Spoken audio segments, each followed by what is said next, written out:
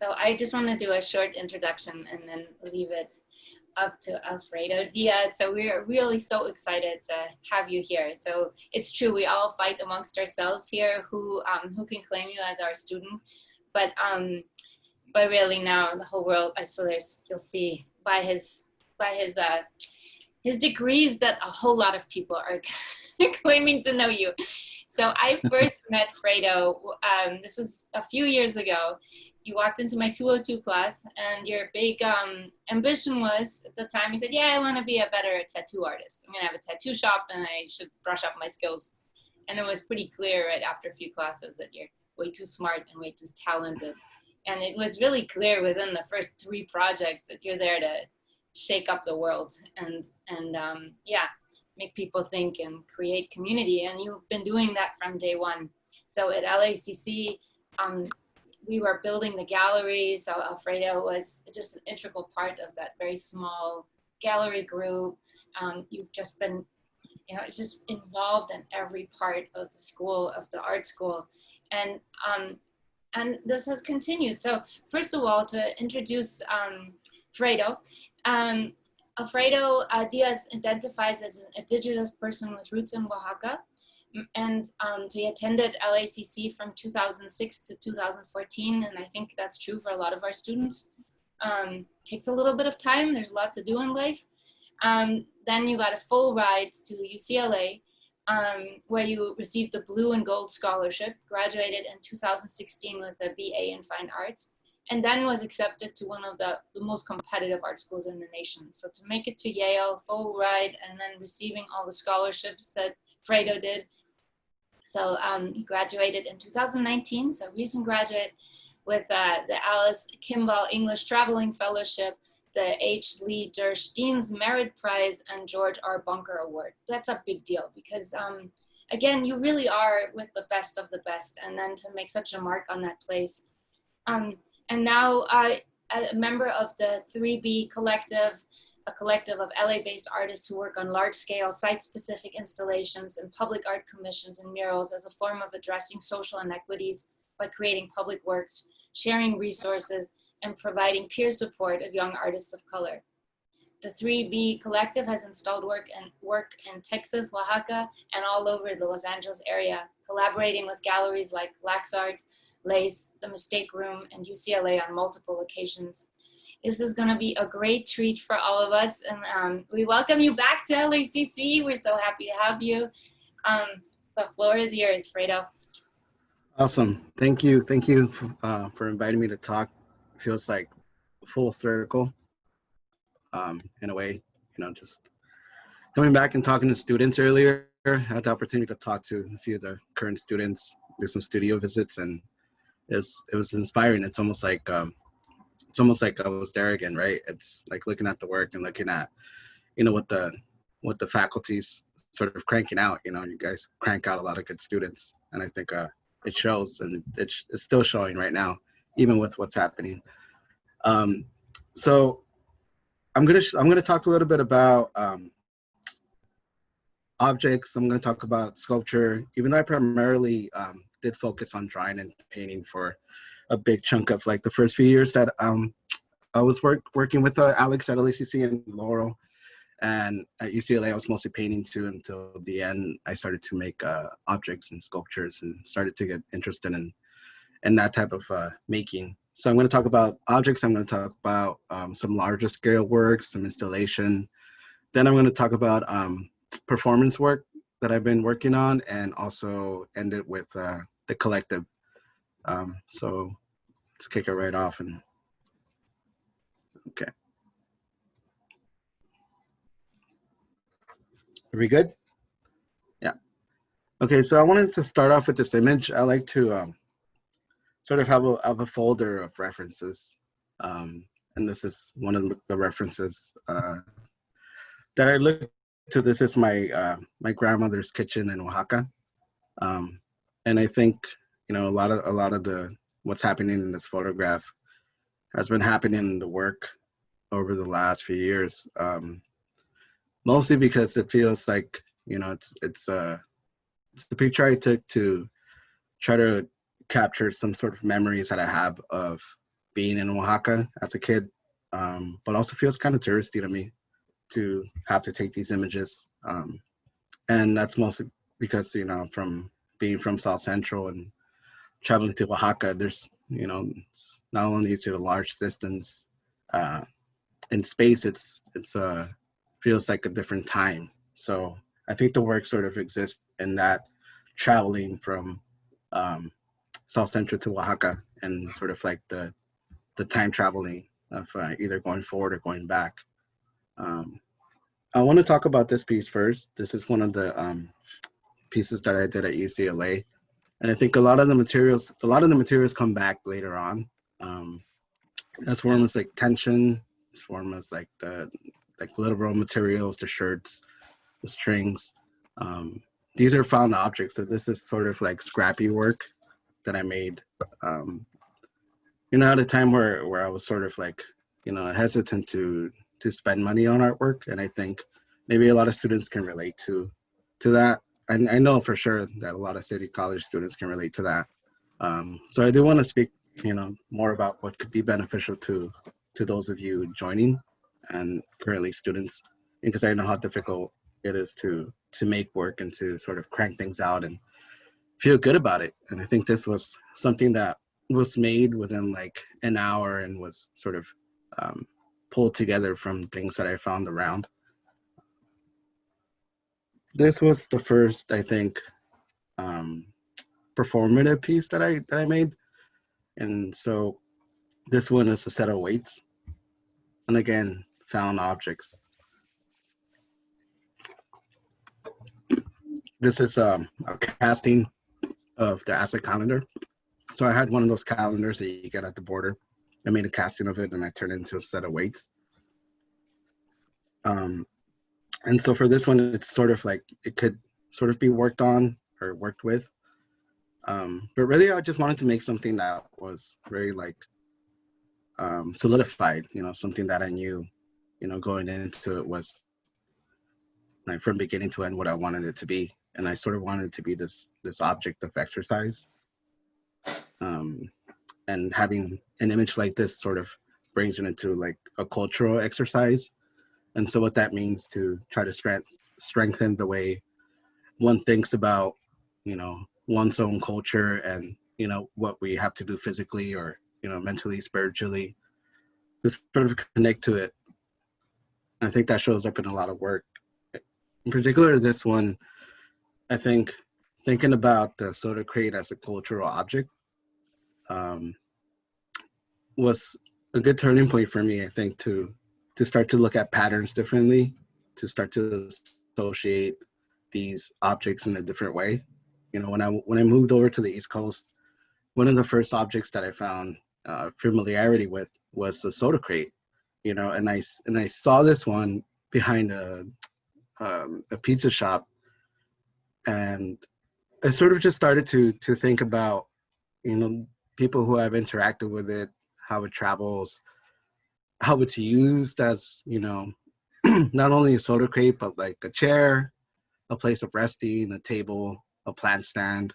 I think many forms that it can take, and sort of starting to think about the bodies that are implied in it, in the object itself. And I think in the work it sort of carries, where I don't necessarily put the body present in the work. I think it's implied who is behind the work or who is able to access the work in a certain way, whether it's physically or conceptually or culturally.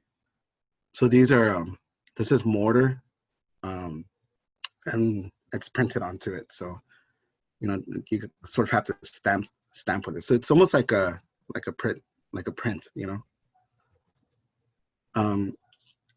And this is sort of what it turned into. And this is an install primarily made out of cement and mortar. Again, repurposing objects. The cool thing about this one was that when I installed it, I was sort of thinking about it in this way, as a potential action, a potential, booby trap. But when it fell, it was sort of like it lacked something. And I think something it did was relieve some tension about the way I approach making work. Up to this point, I was sort of reliant on, using the sort of like weight and string and, literal tension in the work. And when it fell over, it sort of released a lot of anxiety I had about still making work like that. But for this one, I think the funny thing about it is that now that I look at it, it's not really the installation that made the piece for me. I think it's, if anything, it's the shadow area on the right side of the room where I start to sort of think about that space as, like a space of comfort or a threat, or, the potential for something to exist there, almost like in a parking lot, the sort of lighting you find in these lots and empty spaces and spaces that are inhabited at some point or another. And this is how it was installed, sort of like a map.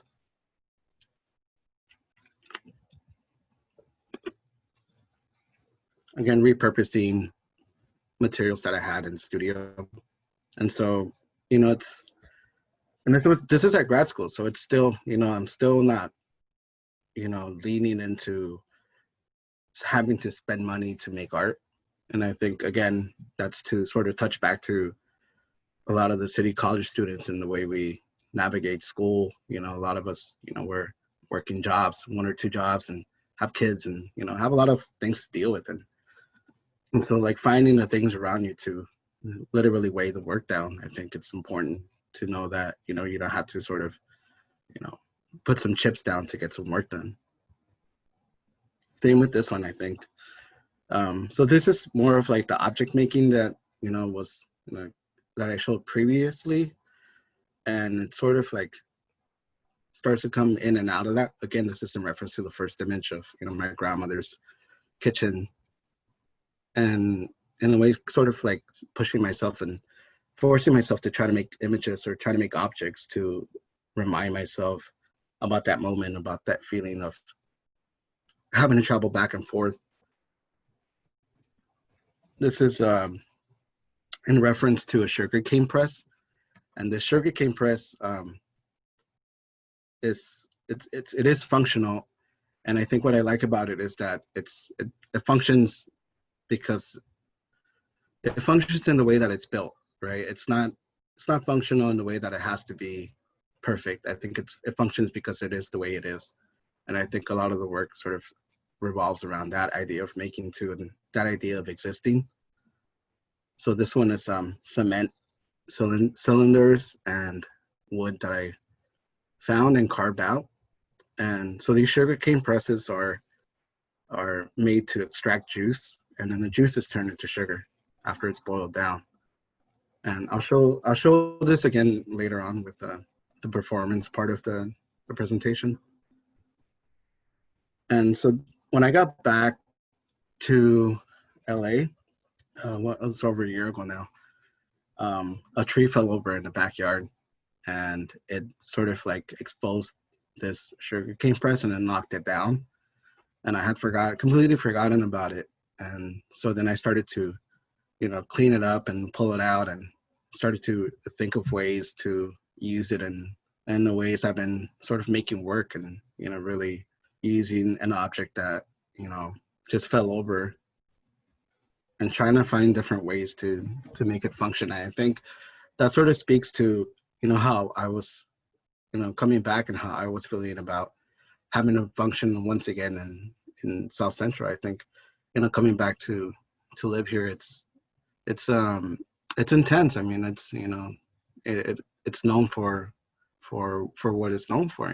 It's not a positive light. And so I wanted to sort of take that and, recontextualize it in the same way that I'm sort of like recontextualizing myself in this space. And this is sort of what it turned into. This was installed at Felix Art, which I think was this year. It doesn't even feel like it was this year. It turned into this. So it's a stack of fabric that was made to look like t-shirts. That's essentially 50 yards of fabric that, you kind of, it goes from ironing, like a nice pressed iron stack, to a wrinkled stack, but it's still the same material. And I think for me, the action of it is what really makes the work, right? So thinking about object making, thinking about installations, thinking about culture, space, being from LA, I'm heavily influenced by hip hop music and films, movies. And so with this one, I was thinking about movies like Friday, movies like Menace to Society, things where like movies where the porch becomes like the stage and the threshold to all the action that happens. And so for this one, I remember building it, and one of my professors asked me if I was going to perform on it, and I hadn't thought about it. I hadn't thought about performance at all, really. I just wanted to make this space I could sit in and have a conversation in. And so, it sort of started to become like kind of like a field of dreams sort of approach to it. If you build it, they will come, and if I build it, I will perform. And so it kind of turned into that, and I'll show this performance a little later too. But this one, I think, is probably the turning point in object and in the way I make sculpture, because it is, again, it is placing bodies in this work, and you sort of see the people that can inhabit the space, and it's also made out of things that I found at home, things that I repurpose, but really it's a platform to speak on, and I think that's sort of what I've been working on now, are these platforms that I can perform on, speak on, and speak to, and be able to have bodies present without necessarily being there. So that one was called Porch, and this one's called Lucha Libre. So it's lucha hyphen libre. So again, speaking about platforms, and I think sculpturally, to speak to this height, I think now that I look at it, I'm really thinking about pedestals, and sort of dealing with like the struggle to figure out what height an object should be. And so I find things like a porch where I can, I know 1, 2, 3 steps, 1, 2, 3, or like a ring where I can sort of measure again that 1, 2, 3, and measure like the way we know wrestling rings or boxing rings to be. So this one was essentially a 1 corner ring that I made. And what you're seeing is this use of burlap and flashlights and these mag lights. These mag lights, we're sort of all somewhat familiar with them and their context of who gets to hold them, who's getting the light flashed on them, what they're used for. And in this case, it's used to light the work itself. And so the top is upholstered, and it's upholstered by a friend of mine that I met at Yale, who has a lot of experience in upholstery. And so this is one thing when you can't make it yourself, you make friends with people who can, and that's sort of like using your resources, right? And so in a sense, it's also part of like that lowrider culture where a lot of dudes don't do their own upholstery, so they get other like homeboys to do their work for them. And so this became almost like a collaborative project in a way, where I built the frame around it to display this upholstered work, which was also shaped like a diamond for a baseball field. So something to sort of like play on and play with. And later on, I'll show a video clip of a performance for this, where it really shows what the sound of the piece is, because the sound was super important to me. Because it's not really a wrestling ring unless it has that thud. And I think considering that, this becomes more of an instrument, more of a drum, instead of a place to sort of wrestle. But it is also a place to wrestle, and it's also a place to to rest. It's a place to think about what sort of support system you have, and how far are you willing to climb, and you know, how do you rest yourself, and, you know, what sort of guides that view. This was my thesis work for grad school. And so this is made of, I don't even know how many feet of rope, but this was all hand stitched agave rope. So it's an agave fiber. And again, coming back to that first image of, you know, that sisal twine, that I feel like looking at that image and coming to this work, you know, like that, having to make that twine grow, right? And I think with this one, it's well, if I can remember the title, it's Hecho en Estados Unidos. Oh, Hecho en Estados Unidos. So it's, you know, made in the U.S. And so it's what you're looking at is a scaffolding added to its bare bones, and this bell-like, sombrero-like structure hanging. This is a view from the top.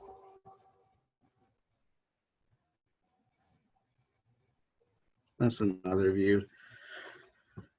It was important for it to be hand stitched, and I think with this one, again, you know, like any large scale work, I think there's a lot of problems that sort of happen in a way. And so for this one, there was a lot of issues, you know, having to learn how to use this material and learn how to, you know, how to hand stitch, really. And so again, people helping me along the way to make this happen. I think, you know, you start to understand that work like this isn't made alone. And so, you know, that's part of the learning process for makers. I think for anyone that wants to be ambitious and make some large scale work, it's, you know, it takes a team effort, man. It's a huge task to learn how material works, really.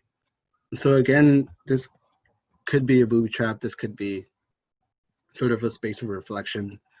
And I think for me, when I'm talking about booby traps or like traps in general, I think not in the menacing way, but really in like what the conversation brings to the what the work brings to the table, and what the conversations around it are. And so, you know, right away we have these, you know, connotations about what this form looks like, or what this form reminds you of. And, you know, is it a sombrero? Is it a bell? Is it, you know, is it Mexican? You know, it's like, for me, it's one of the most like Mexican pieces I've ever done. And so, you know, how do people relate the material to this, and the way the work is installed, and the way you view it, and also the scaffolding too. You know, that's that's one thing I'm really excited about, is being able to find these pre-made structures to really turn into a language that I wanted to be. And so for the scaffolding, it was, you know, the way we naturally interact with scaffolding in the city, and really just looking at the way they're made and the way they're held together. And I think that for me has been, you know, important about this part of the work, is to be able to, you know, be clear about what I'm doing and how it's made. You know, I try not to hide a lot of things. I try not to polish things up too much. You know, it's really, at the moment, it is what it is, and it is what you're seeing, and you can break it down and, you know, disassemble it with your own eyes, you know. So I want to talk a little bit about performance. Because again, I didn't really think about performance at all, really, when I was at LACC. And when I was at UCLA, I didn't really think about it either until like the very end, when I did that porch performance. So this was the first performance that I did when I was in grad school. And again, these things kind of sort of pop up, and, you know, this I consider a quick piece. You know, putting together things that I came with and things that I found, repurposing objects and turning them into sort of spaces that I can sort of hide in, you know. And for this one, it's, you know, I look at it and it's symmetrical, and it's funny because one of my friends pointed this out. That I sort of tend to make somewhat symmetrical work, and for this one, it sort of just happened that way, and so this became sort of like a way to siphon beer, and it was performed to a mix of audio with NWA and Lila Downs. So again, two ways to consider this piece. But also, I think there was a speed to it that I really enjoy about making work, and it's also like a good excuse to drink beer, I guess, and while you're working. But really, it speaks to that sort of like these objects that you see in the sort of crates and the Home Depot boxes, and what you associate with, and the gold crown, right? Like for me, it was sort of like a indigenous place of worship, to be in that headspace, literally in that headspace. And this is from the performance from the Sugar Cane Press from earlier. And so what was happening here is that I was filling this bucket up with objects that remind me of indigeneity and Mexicanness, and sort of like these iconographic objects, and sort of soaking them in beer and then extracting them. Also, there were pages of art theory book that were soaked in beer and pressed. And so what was happening was that, the beer would catch inside this jug, and then I had to drink it. So it was a way to digest or ingest information and culture, essentially. Art theory, I think I find it easier to drink it than to sort of read it and listen to it. With this one, this is going back to the porch, and also it was mobile. You could put it on wheels and push it around. So I did. I took it apart and then pushed it around, and I set it back up into a space at UCLA, where I made the whole the whole space mine for just a little bit, my property, and took ownership of that. And I think that's in conversation with the way people of color feel in these huge institutions, sort of having to carve out your own space, because that there's other people that have gone through that process of having to fight through that and carve that space out for themselves. So you have to find a way to do it for yourself. And I think for me, this was, what it led up to. Essentially what that time at UCLA sort of led up to was me making a place that I can just sit and make mine. To observe, I think to observe and to really just take the time in. And I think it's important, right? It's important because one needs to have that for themselves. This is an image that I want to share a video now. So can you guys see this video? The screen. Do this real quick. No, I just see your PowerPoint. Okay, I gotta share this one.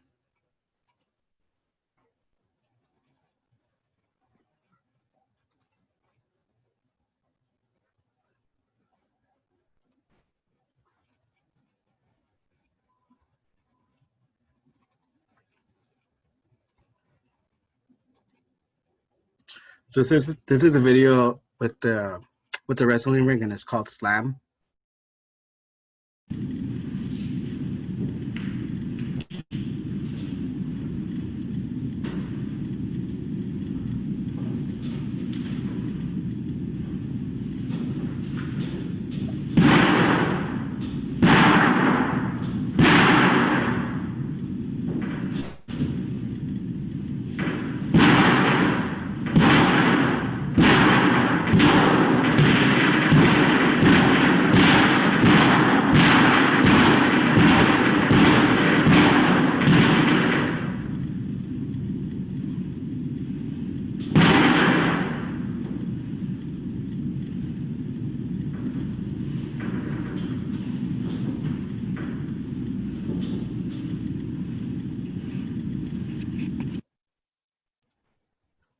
Okay, I'll switch back to the PowerPoint.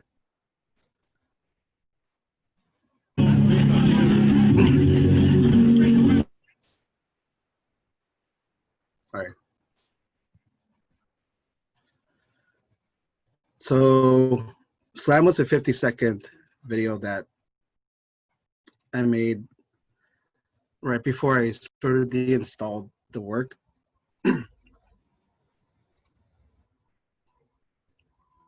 And so again, I wanted to sort of take the way of making this work, this sort of quick gestures, into performance, and how I can make this quicker piece versus that Slam video. I think so. Going in from that into the Slam, I want to talk about this last piece that I did was called Breathe. This is the last performance I did. So what you're seeing here is the scaffolding repurposed and a set of heat lamps. And so when you walked in a room, you'd have to walk through these heat lamps, and right away your body sort of felt, like a sudden shift in temperature. And you would arrive to my friend David Roy, playing sound art to a video of Eric Garner getting choked out in the back.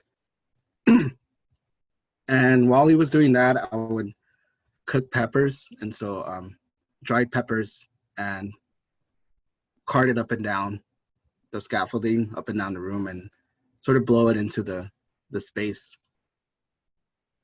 And so eventually it turned into people coughing and me coughing, and then after a while it sort of started to overtake the air in the room. And I think that juxtaposed to this video, and also one choking and the artist also choking, and these tears from coughing so much coming out. I think it's sort of, it speaks to today, and it's not that it's timely, it's not that it's, it's just that it's repetitive. I think this action for me was something that I sort of had to push out, because it's not anything new, and it's not anything fresh. It's it's something that we have to speak to. And I think working with David, and working with this video, he identifies as a Black artist, and I identify as an Indigenous artist, and finding that sort of intersection, literally that X, right, where it crosses over, I think is something that should be looked at. And the piece is called Breathe. And I mean, considering, how we're sort of all hesitant to breathe around each other these days, and what, coughing really means at this point, how it makes us nervous, I think really thinking about this piece and going back, thinking about it now, it's important to sort of reflect on it. I want to talk about the collective now. And so this is a piece we did in Oaxaca, and it says Valor, or Valor. And this was done on a train cart in the Museum for Children, where they have studios and they have workshops, in collaboration with La Pistola, which is an art collective also in Oaxaca. And this was funded through the school, through Yale. So once again, once you get to these spaces, you really have to fight for these opportunities to be able to get funding for these projects. These projects don't just sort of happen organically. You really have to apply yourself to get the funding for these projects. And so this is one of those projects that we were able to complete with the help of the institution, essentially. And again, speaking of institutions, how we sort of all collaborate and collectively use our resources to inhabit these spaces and sort of inject ourselves into these spaces. And this is at UCSD. One of the collective members is currently doing their master's program at UCSD. And this is how we were able to, get in there and do this Black Lives Matters intervention earlier this year. So again, knowing what your resources are and having that access and using it, it's important to be able to get this work done. And so this is what it looks like, and this is the art building. And so it's, it's artists, it's art students making their program work for them, right? And so this is something that I think I appreciate about LACC is that, you know, a lot of the professors are willing to make that happen. And so I urge the students there to also, you know, you make the campus what it is, you make the program what it is, because that's who essentially makes the work. And it's the students, you know, the students are defining the program. It's a reflection of what the institution and the program is doing. Again, VCU, another member of ours that currently finished up at VCU, right? And so, you know, everyone sort of is collectively putting the resources together. And that's what the collective has been for me. I think it's being able to not rely fully on making objects or performing or having installs or doing this or that. You know, it's having these interventions in different spaces because of the people that, you know, I choose to work with and that choose to work with me, and, you know, and that make it happen together. And I think, again, you know, the Black Lives Matter intervention, you know, this is what we have to do. I think this is where our responsibilities come as artists today and right now, is to be able to inject ourselves into these spaces. And I want to end it with this one. This is a mural we just did on the east side on Whittier and Ferris. And this was for the Chicano Moratorium's 50th anniversary, which just happened this past August. And so for me, this is a special one because it's on Whittier, and you know what Whittier Boulevard represents, what the Chicano Moratorium represents, and being able to do it with a group of Chicanos, I think, is, for me, it was it sort of clicked me back into Los Angeles and, you know, to the Chicano realm of LA. You know, having people sort of come by and, you know, share their stories with us while we were working, and, you know, people brought their kids to show them, you know, like to teach them, you know. And I think that's something that, you know, the collective is sort of working towards, is being able to use our resources to teach others how to do it. And so this is part of it. You know, this is where, for me, this is where the hard work comes in, you know, where, you know, you have your objects, you have your performance, you have your personal practice, but it's really what we do collectively as artists that should matter, and that should be put out there. And I think, you know, I just want to say, like, I'm extremely proud of this group, and I'm extremely proud to be a part of it and to be able to make a piece that represents, you know, Chicanismo in such a strong way on Whittier Boulevard. So I think that's pretty much what I have for the slides. So thanks once again for taking the time to, you know, listen.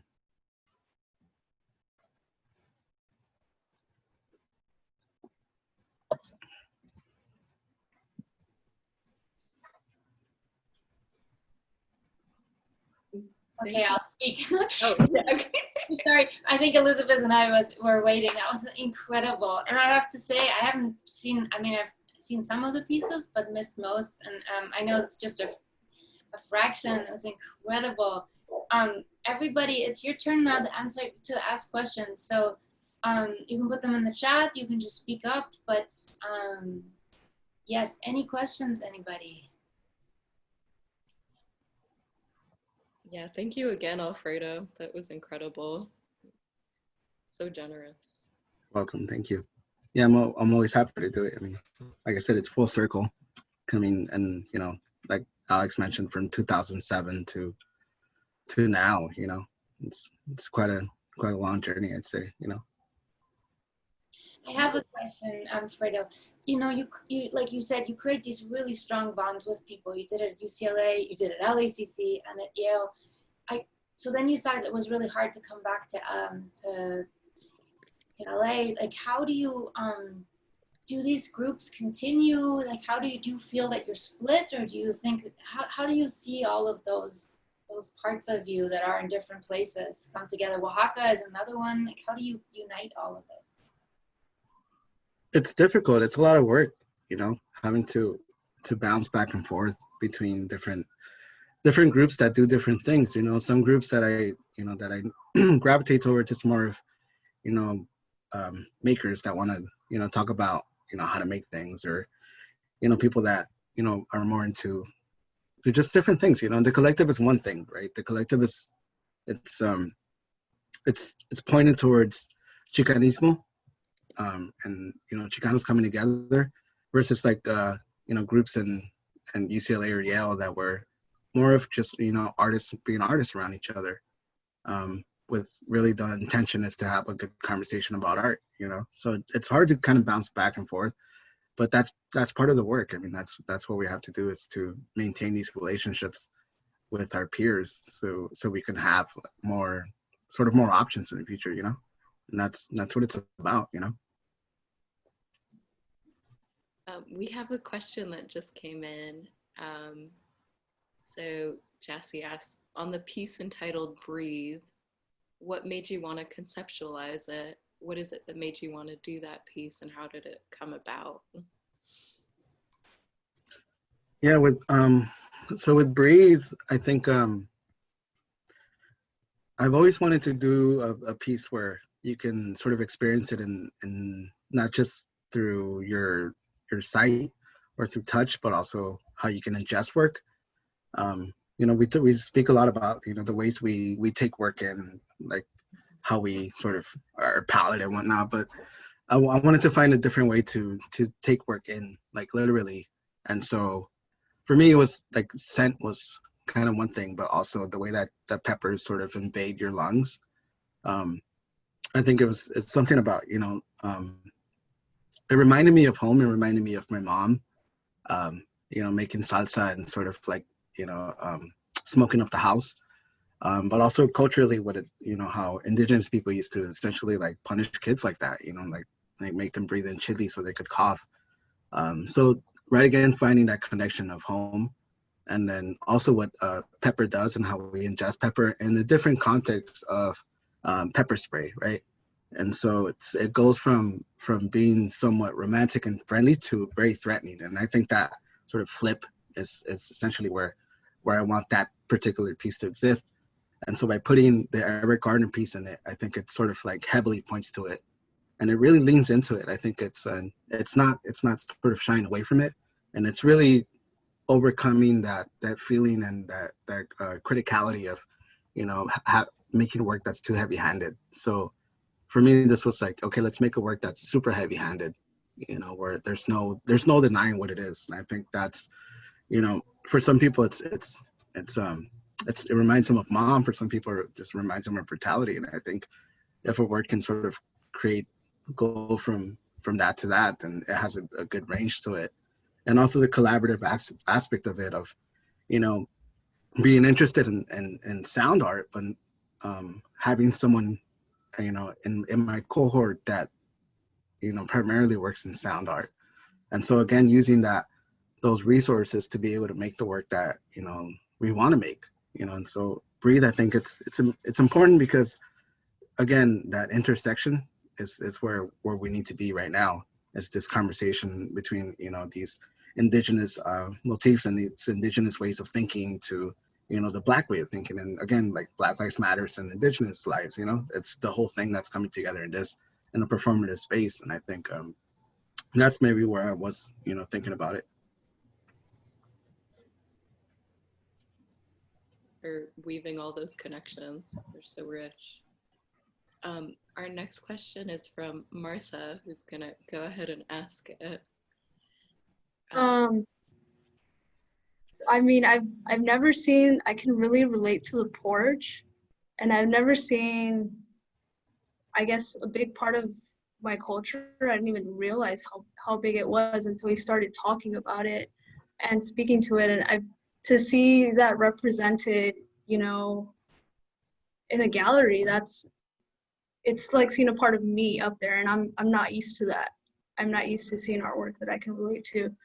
So I wanted to ask, how did you transition from two-dimensional to sculpting and performance? I'm sure that's a loaded question. Yeah, well, like I said, I was pretty heavy into painting. And I think that's in part because of Alex and Laurel, because then I took pretty much all the painting classes that LACC had to offer. And so by the time I got out of there, I was just like painting. And then once I got to UCLA and we started to have conversations about, like art theory and performance work, and, it started to sort of like pull away from that. And then I started to paint things that I wanted to make. So then I had a professor, you know, they told me, you know, if you want to paint cheese, you know, don't paint a painting of cheese, just paint the cheese, right? So I started to paint the cheese essentially, and sort of started to make the objects that I was painting. These scenic, like these landscapes of South Central became, you know, objects of South Central. And so in a way, it was easier for me to translate it, and, you know, making my body physically build it and learn a new skill was a very huge part of it. You know, how all these works are labored, you know, and then being super aware that, you know, I'm a brown body, you know, laboring to build this porch, and, you know, juxtaposed to how many more brown bodies in this country or in the city are making porches at the same time. For me, it's almost like a time shift, right? It's sort of just it's static, right? It's like I'm existing at the same time that other people are existing, doing the same gesture. And I think that's something that really drove me to sculpture, and how I look at it now, of, you know, making the objects that other people can make too, right? It's not a secret, right? And I think that's what I appreciated about it, that I was having difficulty with painting, where I was not sure about, you know, what was behind that painting. And so it started to sort of like muddy it up, like literally, you know, started to become just muddy paintings until sort of they just were in the background and disappeared. That's awesome. Thanks. Thank you. Our next question is from Gwen. So the piece with the Aztec characters etched into the ceramic like a barbell, how long did it take for you to create that one side? And what does that art piece mean to you, sort of other than being a part of your ethnic heritage? Yeah, so that was a mold. So it's a one-off mold that I used. So I used an old Aztec calendar to make the mold, and I poured cement into it, and that's how I got the form down. So it wasn't hand etched. So again, it doesn't take too long to sort of set it up, right? It doesn't take too long to make these things. But also to speak to what it means to, other than being a part of ethnic heritage, I think it exists in relationship to the porch, you know, and in these performative ways where, you know, the porch you're viewing and you're being viewed at the same time, and it's, you know, it's a public and it's a private space. With the weights in relationship to that, I was thinking about, you know, like people that have weights in their front yards, and how people like sort of work out in their front yards, and, you know, sort of like, you know, they're flexing this action, right? It's almost like a very like macho kind of way of presenting yourself. So then I was thinking about that too, of, you know, like who, you know, and this silly sort of like elongated barbell that, you know, it's not really heavy at all. So it's almost like deceptive in a way that, you know, that it exists. So other than being part of like ethnic heritage, it's part of it's almost like theatrical in a way, performative in that way. Did you end up performing with it? Did you ever end up? No, I mean, I would lift it here and there, you know. There's people, and people would just go up to it and, you know, ask if they could lift it, and so, you know, people were doing that, and I found that pretty exciting, that, you know, I could make objects that people just wanted to interact with. Thank you for answering that. The next question comes from Laurel, who is gonna go for it. Okay, so I typed it into the chat in case I lost the Zoom, and because it knocked me off twice today when I was teaching, really. And in case you would answer and I'd watch it later, but so I really love your slam piece. And what I'm just, this feels weird to read from a chat, because I feel like I voiced it really well in the chat. You really created a masterful way of using sound, action, and performative sculpture, and using resonant objects, actually environments, and referencing brutality, like the resonant object of the mag light, the resonant, referring to lucha libre, having a space of sort of the fake violence and then having an action where you're actually doing real violence. What can be interpreted as real violence.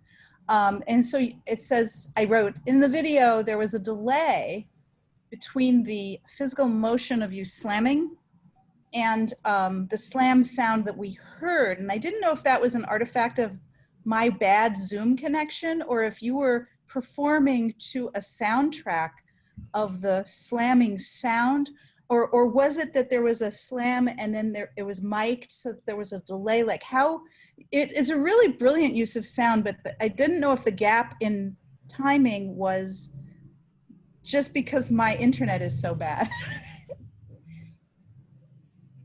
Yeah, it was that was part of the piece itself. So that sound it was created with the object itself, with the wrestling ring. And again, it's because, you know, that for me became, you know, the important part about the core of the piece is that it was able to make this sound, right? And so that's an important part of it, because not only is it a space to perform actions, it's, you know, it's sort of, it exists as an instrument, you know, and so the way we play instruments, and you know, essentially looking at it as a drum instead of a wrestling ring, you know, that's what that piece did for me. And you know, it's again, I was, you know, the sound comes through just like a piece of tin that's underneath it, and that's how they get the sound. Actually, for actual wrestling rings, they just put a mic underneath and it sort of echoes out into the audience. And I think that's, you know, it exaggerates. So the delay was exaggerated because of it, the sound traveling and being bounced back and the miking. Right. So it actually is a delay. No, it should be synced up. It's probably okay. It's my computer. Okay. Yeah. You know, and I did ask another question, and I wanted to know, in one of the images of you performing at Yale, I think it was at Yale, it seemed to be students, and then there seemed to be someone who might have been a faculty member. And I wanted to know, who were the people that you studied with at Yale and at UCLA who were like the most powerful influencers or educators, or, you know, like who made the big difference for you in a good way and in a bad way? Like how do you feel your learning progressed, and which faculty members kind of did were the biggest cluck for your buck, as it were? Right. Well, UCLA, I think right off the bat, my first professor was Liz Glynn, and she was teaching the unusual honors course at the time, and she helped me sort of like, you know, get interested in different ways of making work and using the camera, and sort of speaking about performative work and using video clips to make work and making videos, really. So that shift and from painting to that, like, it's just a crash course on different ways of making work. And then Roger Herman also was the one that helped me stop painting. You know, he sort of helped me kick the habit in a way. It's pretty funny. And so then I went to Olga Komandouros, and Olga was the one that, you know, helped me, you know, figure out sculpture for myself, and really started to help me, you know, ask these questions of, you know, what I want the work to do. And so at Yale, I was working with pretty much like everyone there was so helpful. Martin Curcel's, Sandra Burns. That's who I thought I saw. Yeah, you know. Yeah. Yeah, Martin's a good person to speak to about work. You know, he doesn't shy away from, you know, using his body, and so it's perfect to speak about, you know, how one can use their body to exaggerate things or to make things sort of in a way funnier than they should be. And so he really helped me, you know, figure out, you know, how to be comfortable with my body in these performances, you know. And also, I mean, there's so many faculty. Michael Jew was someone that, you know, really helped me too. But like I said, these for me, this is what they did, right? Because I was able to sort of use that resource, you know. For other people, it was different professors, you know. But I mean, again, this is sort of what that team building sort of where that skill comes in, right? Or even now, I mean, on my screen is, you know, Alex, Laurel, and, Biz, Lopez, who teaches at LACC, and she was a good person to have conversations with after I left LACC, which, even now, I think about those conversations, and I think about, just using, the faculty there as a resource. And again, I can't stress it enough, everyone that is attending these classes, you need to make sure you use, the faculty that are there, and use it for, use it to shape your work and to shape the program itself, because I wouldn't have been able to do these performances or in the same way without having, those people open up that conversation for me. Thank you. Thank you.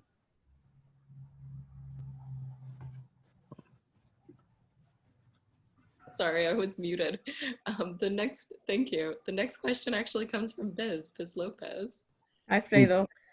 Mostly since we have a lot of students in the audience, I was hoping like if you could address, if you had any, it sounds like you talk about like team building, but any sort of cultural challenges you face going from like LACC to UCLA to Yale, because there's such different worlds in some ways, to go to these different places and bouncing back and forth and kind of did you feel like you had to keep a center, or did you or is this kind of fluidity as you go through these different programs, sort of letting them help shape you and take you in different directions?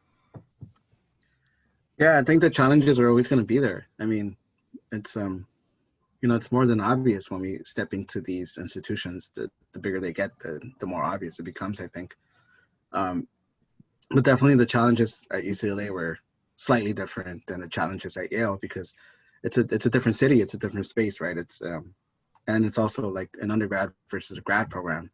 For UCLA, it's like going from South Central to Westwood. I mean, that in itself is so much to unpack in that journey, and also definitely the age difference in that, and how different people coming from different areas that are younger don't necessarily relate. I was making a lot of work about the '92 uprising in Los Angeles. And some students didn't even know about that, And so, thinking about that and thinking about, like how important it is to me culturally as a person from Los Angeles and as a person of color for that event to happen, and for me to witness it when I was a kid, and to not have that present in those conversations. And also thinking about it now, and also the silence at UCLA was actually probably like the most challenging thing I had to overcome, where people, tend to use this excuse of like, well, I don't know much about it, so I won't say anything. And that comes into play in grad school when, you're sharing the space with other students who, you're expected to know this way of looking at art. You're expected to know this way of looking at art through a Eurocentric scope, right? So we know this information coming in, versus something like Velvet and the wrestling piece becomes very foreign to them, right? So once again, having to overcome these challenges to decide whether you want to have to teach people every part of the way. And so you do want to teach people every step of the way because you want them to be more informed, but there's also that frustration that people should know more than they know, right? And what is that, right? That's based on the way these institutions are already structured.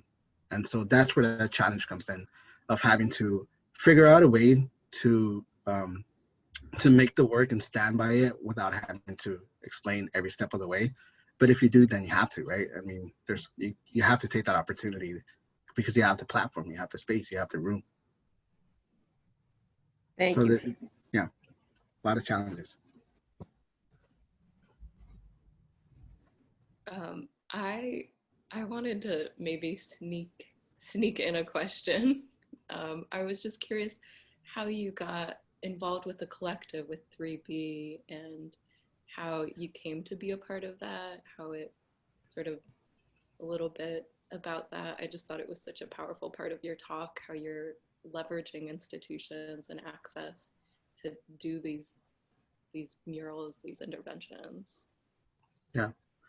Well, yeah, I mean, with the collective, all of us met, well, most of us met at UCLA. So we were all there pretty much at the same time. and we weren't necessarily making work together like that at UCLA. It sort of developed afterwards.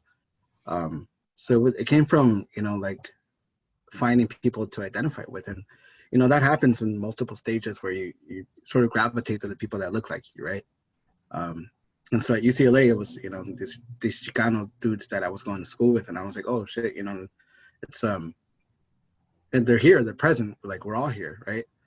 Same thing that happened at grad school, but Oscar Magallanes was the one that sort of started to bring us all together and start to create these projects for us. And so we all collectively started to pick up our, you know, our resources and use them in that way. And I think this is part of like the thing that professors and faculty will like hammer into your head, is to that you're there to create a community and to create that resource. And so I was able to fortunately walk away with a strong group of artists that collectively think in a similar way, although we obviously have our disagreements, you know, but that's part of what makes it good. That's part of what makes it interesting, is that we all get to collectively come together and put up different opinions about what we think about this work. And again, but at the end of the day, we all know what we're working towards, and I think it's something like bigger than us, right? Something that's stronger, something that's not sort of, you know, created in a vacuum. It's, you know, created in the public space. So the collective, I think it's sort of gradually happened because, you know, you just stick with people, and eventually, you know, you just work with people well. You know, you just find a group of people that you work well with and that have the same intentions, you know. And so, you know, I have no problem, you know, working with the collective in this sense, because it helps me sort of dig my way out of my own sort of like, you know, every artist sort of goes through this, like these ups and downs of, you know, like, I don't want to make work, so, you know, I'll go make work with someone else. You know, I don't want to make my work, you know, I want to make somebody else's work. I want to work with others, you know. So in the sense, that's what the collective has become for me. It's a space where, you know, we can make public work and, you know, be a part of that art conversation of Chicanos, you know. And even right now, that in moratorium piece, you know, like having to do that and being able to put work out there where people can see it in public, you know, you don't have to go into closed spaces. I thank you. That resonated a lot. I feel like working with others is such a big thing. Yeah, I think there's just one final question, and then we'll wrap it up. I don't know if Laurel, did you want to ask it? Maybe, I know Laurel has a little bit of tech Wi-Fi, so if you were able to give your past self any advice, what would you say? I'd probably tell myself to take those extra classes that I didn't want to take. You know, take those classes, man. I mean, I was talking to someone earlier in the studio visit about, you know, take the illustration class, take the printmaking class, take everything that you can take, because you don't know what part of that you're going to use in the future. And, you know, you want to have those tools, and it's important to have as many tools as you can, you know. Even now, I'm like, oh man, I should have taken more illustration classes for Adobe or whatnot, you know. But, you know, that's, you know, you only have so much time to do this, but, you know, when you're there, take it, you know, take the hard classes. That's something that my brother gave me advice, and when I got to UCLA, you know, he said, you know, take the tough ones, take the tough classes that challenge you. Don't go for the easy route, you know. Do the stuff that makes you work, because that's where it really comes into play, you know, having those tools and strengthening it as you go, and, you know, being able to pull them out whenever you need them, you know. Yeah, thank you for that. And thank you for this lecture. You're so incredibly generous, and I think it was just like so powerful to hear you talk about all your different ways that you make work. And yeah, thank you for taking the time to be here and speak to us. It's amazing having you. Well, thank you. And thanks everyone for joining. Thank you for your time. The round of applause, the Zoom applause. Thank you. Thank you. Thank you. Thank you. Thanks everyone. Thank you. So Alex, why don't you announce the next lecture and people can start putting their brains around it? Yes, thank you. We do have an amazing guest speaker, Dave Welling. He's a photographer, artist, curator. He just has a show up. Just has a show up at Reading Project right now, right, Elizabeth? Yeah, it's up until this weekend. Yeah. 2 weeks from now, please come back. Yeah, incredible. Thank you, Laurel, for reminding me. Yeah. And thank you again, Fredo. Just brilliant work. Brilliant, brilliant work. So moved. Sorry, I have a question before I leave. Here, we'll do one. Yeah. Oh, actually, it's just a quick one. I appreciate it. The only reason I know about this, actually, my major is Spanish. And because of it, I have to take an art history class. And my professor saw that I was really involved with it, with the artwork and things like that. I don't know. I guess he felt like because of my last name, I would appreciate the class. I just wanted to know how to sign up for more, to follow you, and for the other ladies, how would I go about coming back for the photo? Because I've always loved art. I think with art, with us, it started with our father. Our father always made sure that we appreciated art, so he always took us to little children's museums and things like that, and it just grew from there with us. Well, as far as following, I think LACC has their Instagram page where they post the lectures. But also following like an individual artist, I think maybe Elizabeth can speak to that more. Yes, please. They can be more informed. Yeah, no, that's awesome. Welcome. I'm so glad you found us. Yeah, I'm not an art major. My major is Spanish. Awesome. Come to more lectures. We're on Instagram, lacc.vama, or maybe it's vama.lacc. I put it in the chat. Okay, and, you put it in the chat? Okay, I'll look for it. Yeah, and chat. if you follow that Instagram, you'll find us that way. And then we also will post to, every lecture gets posted to the LACC website itself. Okay. Then did I get it wrong? Is it vama.lacc? I'm gonna double check the handle because yes, before I check the chat, please. Yeah, yes. But also, all of our previous lectures are posted in the same place. So once you find this one, when it goes up, you'll actually be on a page where you can see there's other previous lectures that were pretty amazing. And come take a class. Student art, right? One of us, beginning two-dimensional design, beginning drawing. There's classes that don't have prerequisites. Many a lifetime ago, I used to work in acrylics, but I don't have any formal training. I was just playing with it. With an art class many eons ago, I could say, very happily. And yeah, but I left the acrylics just because I guess I got discouraged because someone said something negative about it, and I was like, I'm just playing with it, and I'm like, oh, this is kind of cool, let me just see where I can go from there. But unfortunately I got discouraged, so I didn't continue with the acrylics. Yeah, well, if you take a couple of classes and you sort of build the skills and you get used to critiques, and critiques are where you get honest feedback and you grow from, and sometimes the feedback is painful.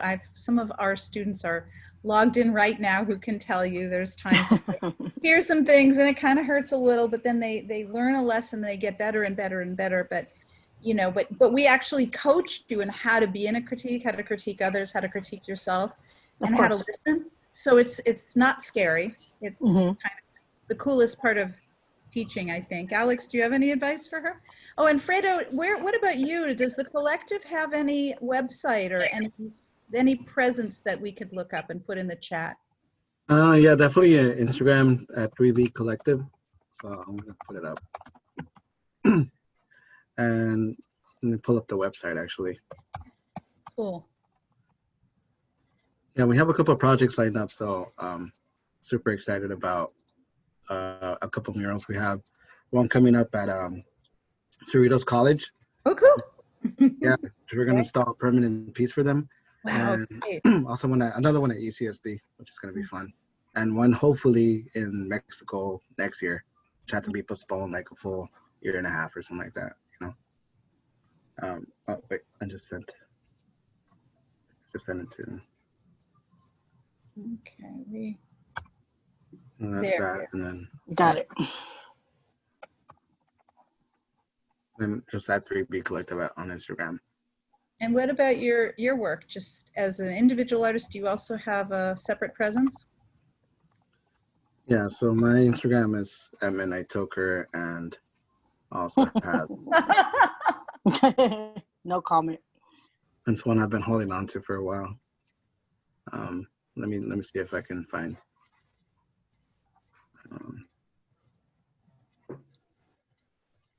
Okay.